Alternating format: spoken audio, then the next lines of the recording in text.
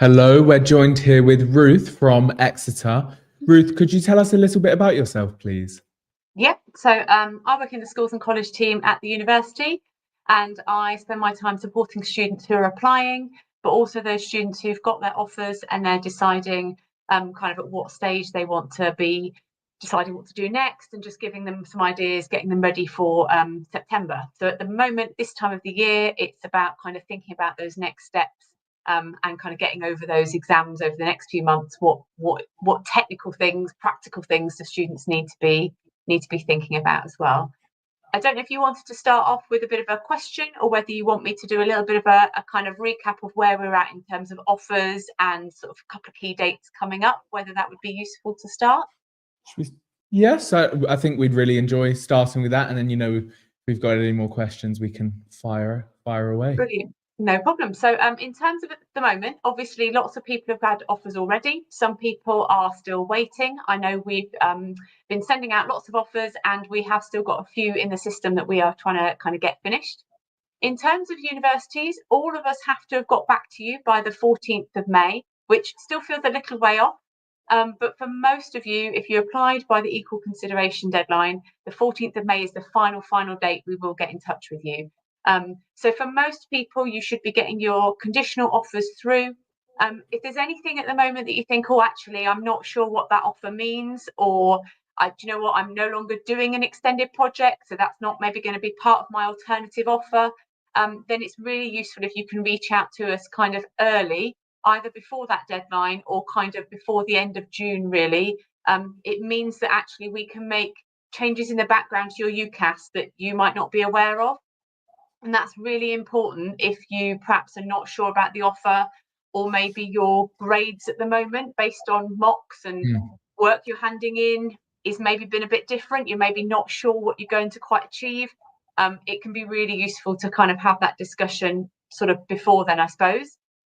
Obviously, once we've let you know whether or not we're able to make you an offer, you've usually got, I think for most people, it'll be the 5th of June, so kind of May half term, for you to make your firm and insurance choices.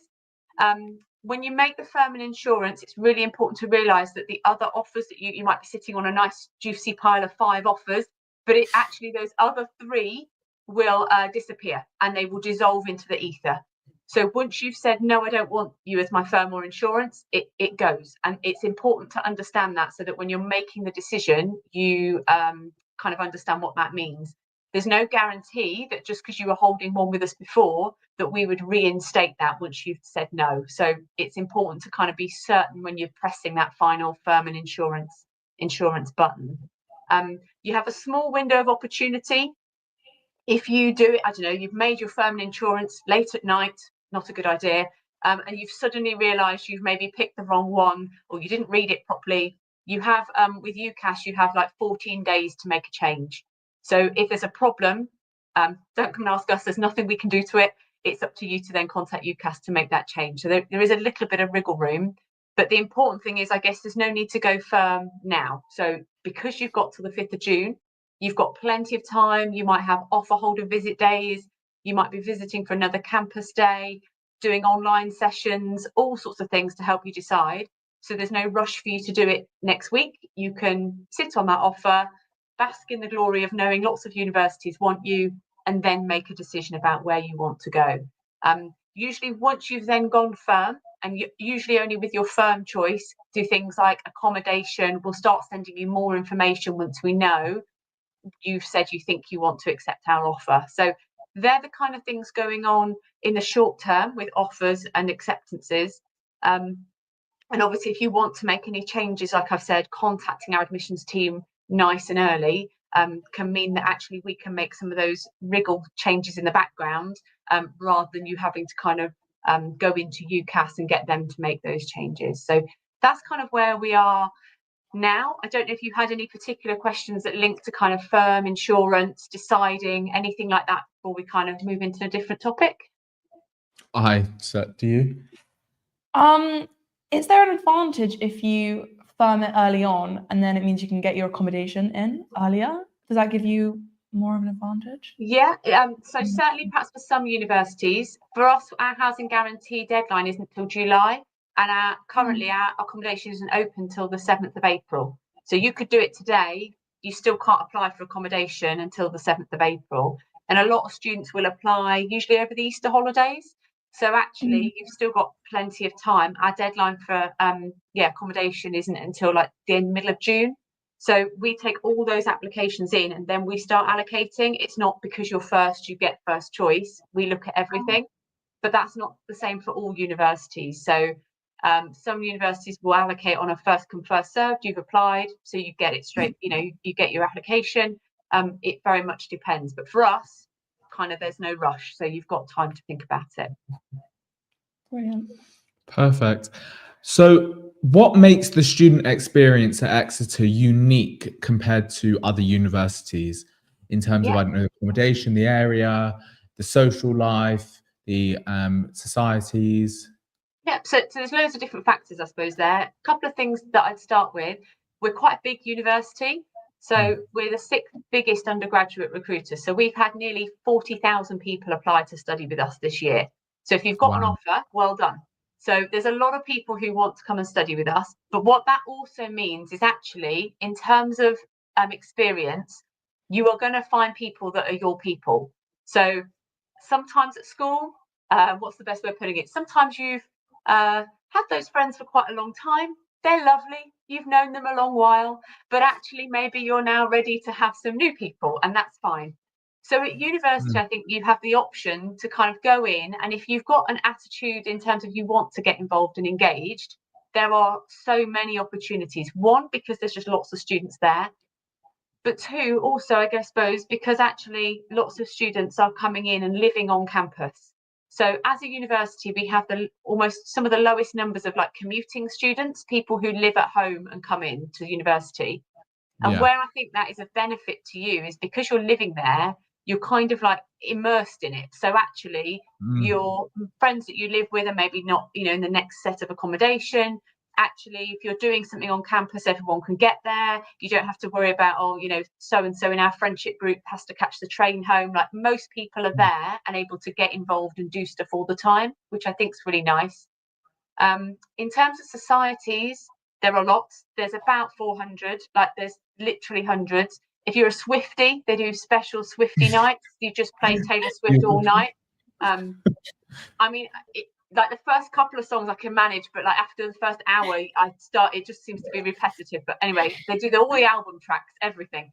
So if that's your bag, no problem. If you want to be doing sport, that might be competitive and you want to do competitive sport, you're doing tryouts, that sort of thing. Or you might say, do you know what, I just really like netball and I'm going to play, so different societies will have netball teams. So medical society, natural sciences society, all the different sort of subject societies will have sport teams for things like netball, football, that sort of stuff. It's supposed to be friendly, but it gets quite competitive. So again, if you just want to do it recreationally, then you absolutely can. We have a lot of students as well do stuff like craft, baking, all sorts of things that they're just interested in. One of our students was on a session for me yesterday, and she said like she just likes low-level chill stuff, because actually she said like sometimes it's quite stressful. She actually quite likes doing just kind of really chill activities because that actually then is kind of quite calming.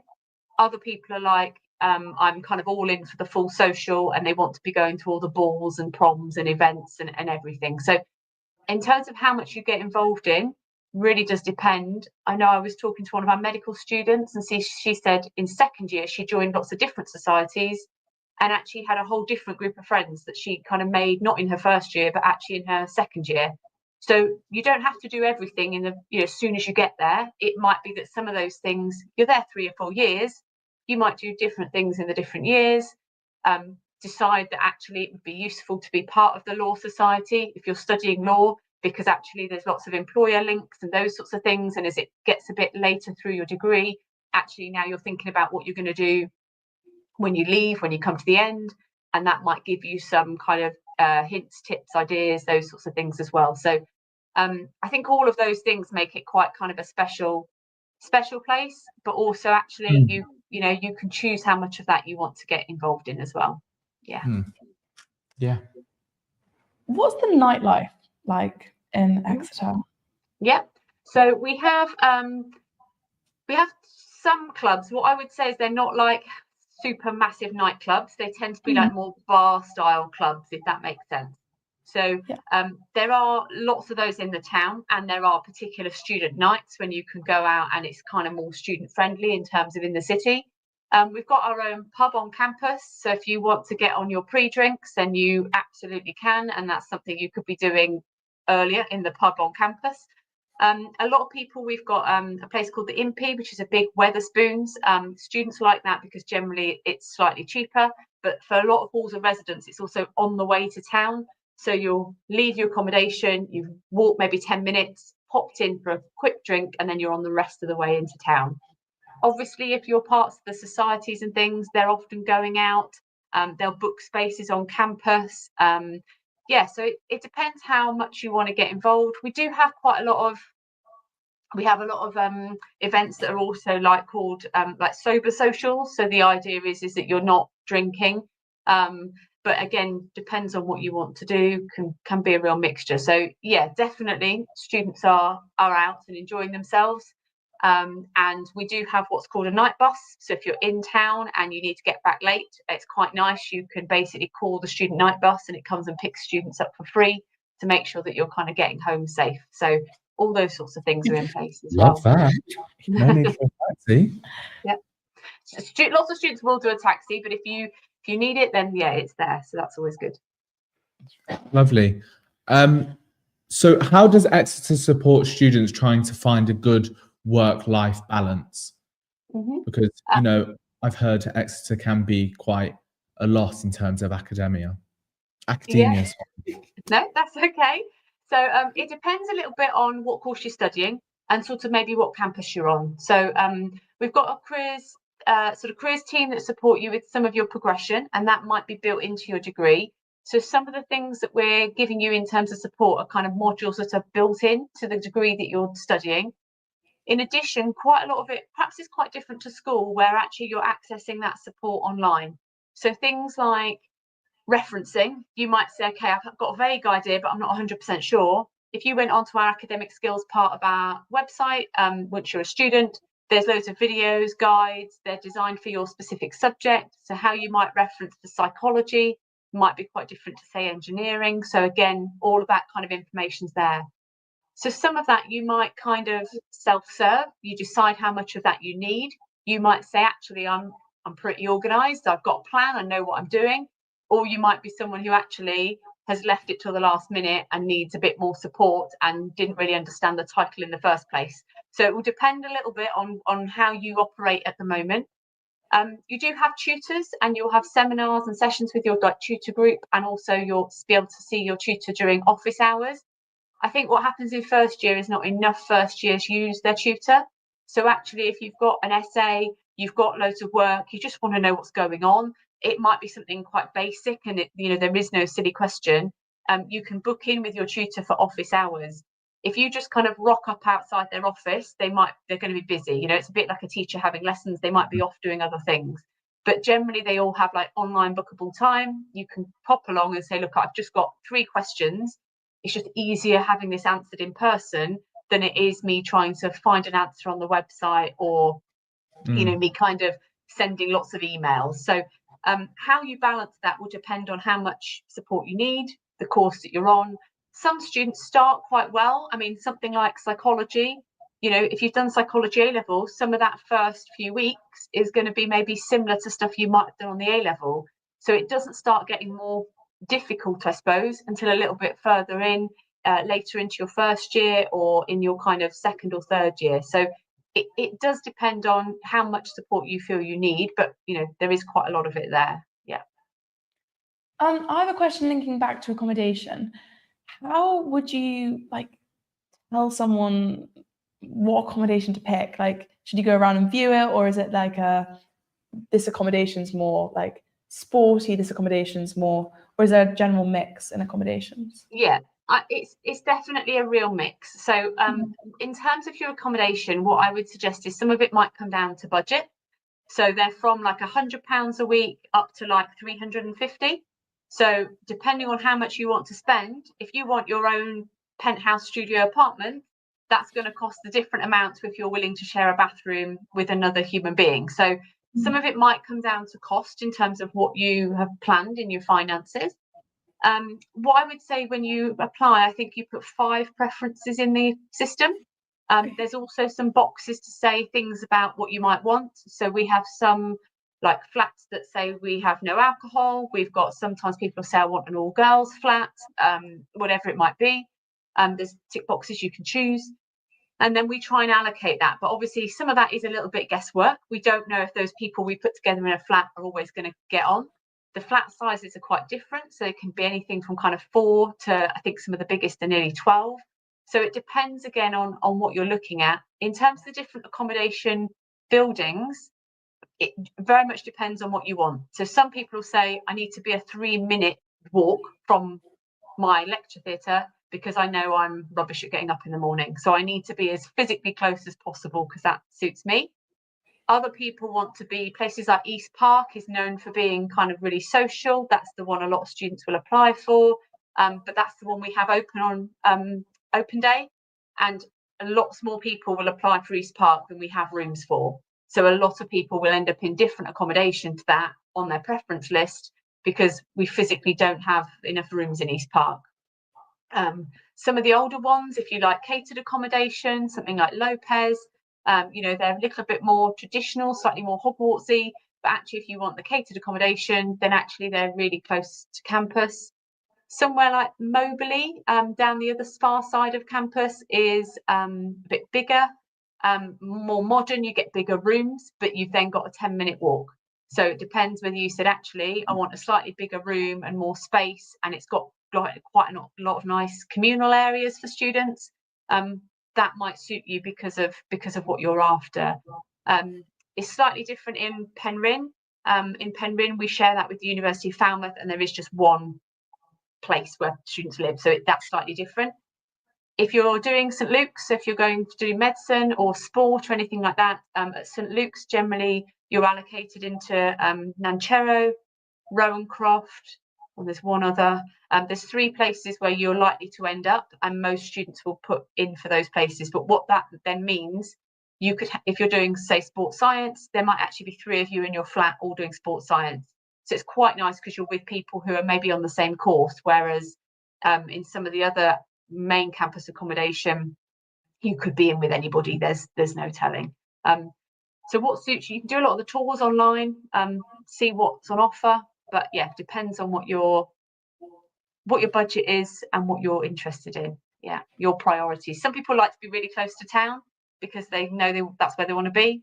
So it just depends. Yeah. Okay, so I'm going to sort of shift from going from, obviously we're coming from Stowe to Exeter. What type of support does Exeter offer to students transitioning from school to university life? Because it is quite a drastic change in in all sorts of different things. Yeah, definitely. So in terms of support, once your place is confirmed, you will start on your kind of University of Exeter portal. So once your place is confirmed in August, you will get access to this portal that gives you lots of stuff. And actually that can be quite useful at that time of the year when maybe you're still quite excited to go to university, but actually now it's getting a bit real and I don't know what things I need. And, there's some of those practical logistic things. So some of that's there from after results day. You can log in, you can access that, and it will give you some information to help you kind of know what it is you're doing. In terms of support when you get there, we have a great kind of residence life team, and they're available from day one. So if you move into your accommodation, I don't know, you hate everybody you're in accommodation with, there's not a single person that you could possibly speak to, whatever it might be. Our residence life team are brilliant because they'll be able to say, okay, well, let's have a think about what does that look like? Do you hate everybody? Or are you possibly a bit homesick? What does this look like in terms of maybe feelings that you've got? Do you need to move? What's the process for that? What does this look like? So they're brilliant as kind of a day-to-day in those first few weeks. You'll get a lot of support again from your tutors, or you can access lots of the student support that's there. What I would say is I think from all students when you start, it is all a little bit overwhelming. I mean, you've got that first week where you've got no lectures, you're just kind of getting on board. There's lots of orientation sessions.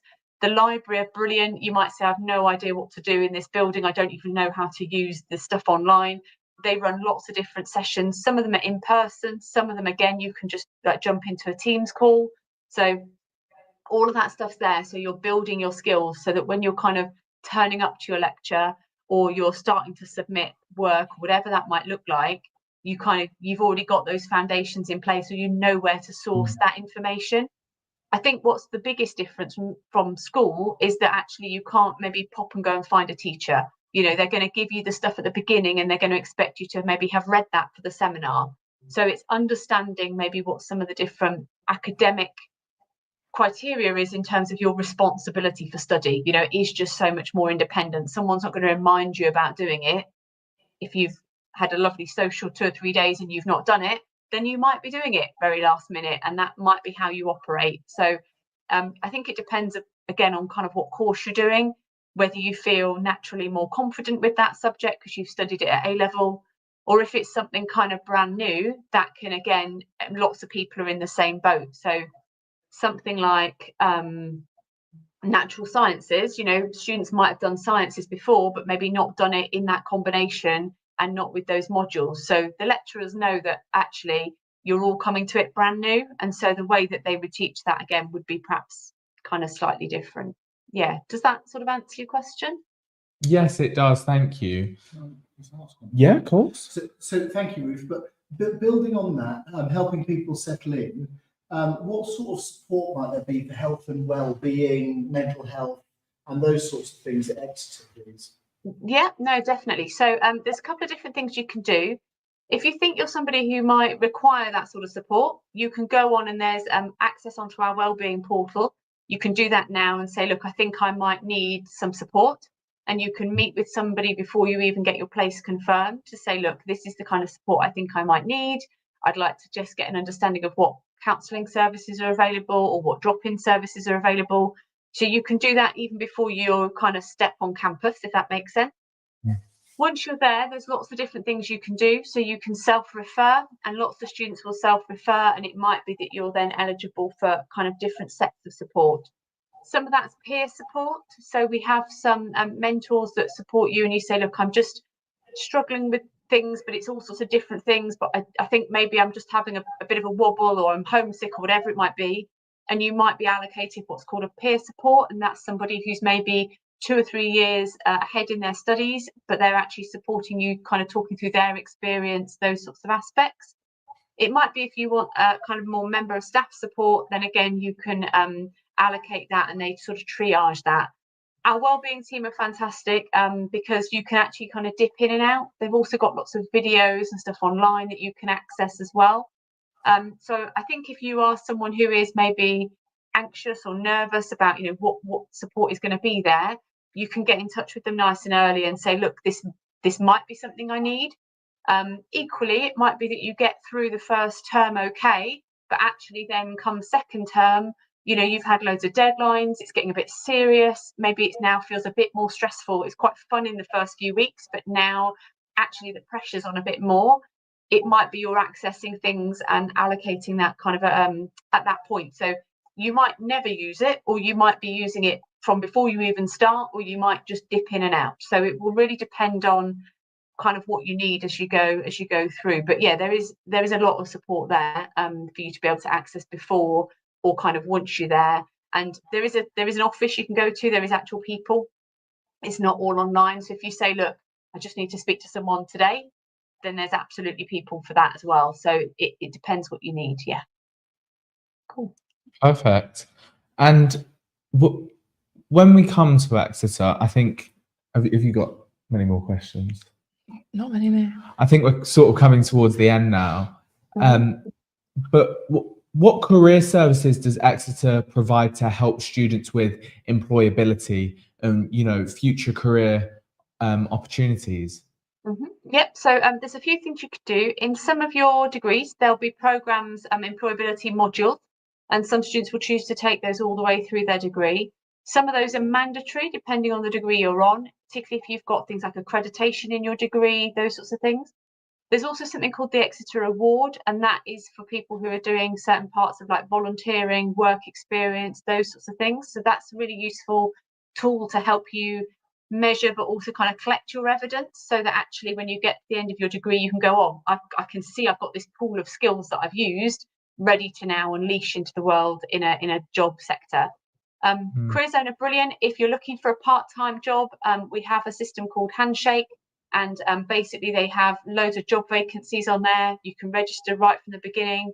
I think it can be useful as well to see what graduate jobs are coming in. So you might only be, say, in your first year, but you can get a sense of, okay, what jobs are there, what opportunities are available.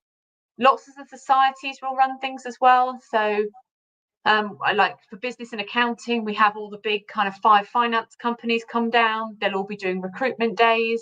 They'll do assessment centre practice. They have often like a big kind of careers fair, and they're not just, maybe not the same scale as school where you might have, say, smaller group or, you know, a few employers from different places. It'll be right, this is for people who are doing law, and there'll be sort of 40 different employers there who are all looking to recruit Exeter students. So I think we're top 10 in the country for like leading employers. So employers really want to recruit our students. So we try and make sure that you're in the right place to see them, but also actually you've got the skills so that when you do that, you're ready. So that might be interview practice. You can meet with careers advisors, using some of the online tools. So building your CV, applications, assessment tests. So there's lots of support there. What I would say is if you don't want to access any of it, you don't have to. So some students will happily go through maybe year 1 and year 2, thinking, okay, I might have a plan, but I'm not sure. Suddenly in 3rd year, it gets a bit more serious, and then they start accessing it a lot more. So again, it's up to you. If you've got a plan from the beginning, I get a lot of students sometimes who say they want to do maybe like a law conversion, or I know I want to do a master's qualification in something else to go and be clinical psychologist or whatever. Generally, it might be that they're starting that process from year 1, looking at their work experience opportunities, looking at placements that they can get onto, summer internships, those sorts of things. They're building those skills. Other people will be studying history because they loved history, have no idea what they're going to do with it, and so kind of leave it and maybe bury their head in the sand till right to the end of year 3, and then go, oh, now I need to think about my life. So people access it in different places, but there's a lot of support there. And if you're applying for internships, summer schemes, all those sorts of things, the careers team will give you sometimes quite honest feedback on your application to say, look, actually, you know, we know 200 people from Exeter have applied for this. This is why you perhaps weren't successful, or maybe these are areas that you're going to need to work on, and this is how you could do it. So support for that starts from week 1. How much of that you access is down to you and your interests. Yes. So I've got one final question. Is there any examples of graduates that have left Exeter to achieve success in any field, really? Oh gosh, there's probably loads on the website, loads of different things. What I actually quite like, so we have got like a page that's all about Exeter, and it's called, I can't remember what it's called off the top of my head. It's called Love Exeter, I think. It's on our social wall, and it pulls together all these bits of our social media. But it's really nice because we have graduates that are in. So we have like last week they had a few weeks ago they had a party in New York for all the people who'd studied at Exeter but are now working in the States, and that's like a networking event as well. So those kind of things are happening, and they appear on our social media feed. I always think, oh, I was an Exeter graduate. Why am I not in New York or doing something exciting? I'm just in Exeter. So I think there's lots of things going on where people, you will definitely find those links. And what you'll find as well is in your particular departments, where people are doing, say, maybe research or got particular jobs in certain fields, or they're off working for other universities. The lecturers are quite good at kind of keeping those contacts. We have a really big alumni group, and a lot of them offer work experience, placements, bursaries and support as well for our current students. So there's sort of our team that manage that. They're brilliant. But if you went on their webpage, you'd find loads of graduates doing all sorts of things, kind of enjoying themselves and demonstrating in loads of different sectors. So because I think we're just so varied in, you know, the things that we do, from neuroscience to kind of law to I don't know, classical ancient history. It really just depends on your sector what you'd find. But there's loads of them out there. There's hundreds and hundreds of them out there doing loads of exciting things. So it's yeah, for your sector you would find people that are doing something similar, definitely. Cool. Brilliant. Brilliant. Well, thank you Thank so you much. so much. Amazing Good luck insights with your into work. the world of Exeter. No Thank problem. Is there you. anything extra, Ruth, that you think we should have asked? Some essential top tips? It's two essential top tips I've had recently. Packing. Apparently, you will not find a pin for a pin board in the whole of Exeter when you move in on the day. So if you want stuff for your room, apparently the most overlooked items are pins for pin boards and room decoration. Take that as you will. I don't know what you need. Cushions and pillows, I was much advised, apparently, because the rooms obviously have beds and your sleeping pillows, but you know, you're in there, it's like your sofa, that sort of thing. So that was the top tip from one of my students the other day.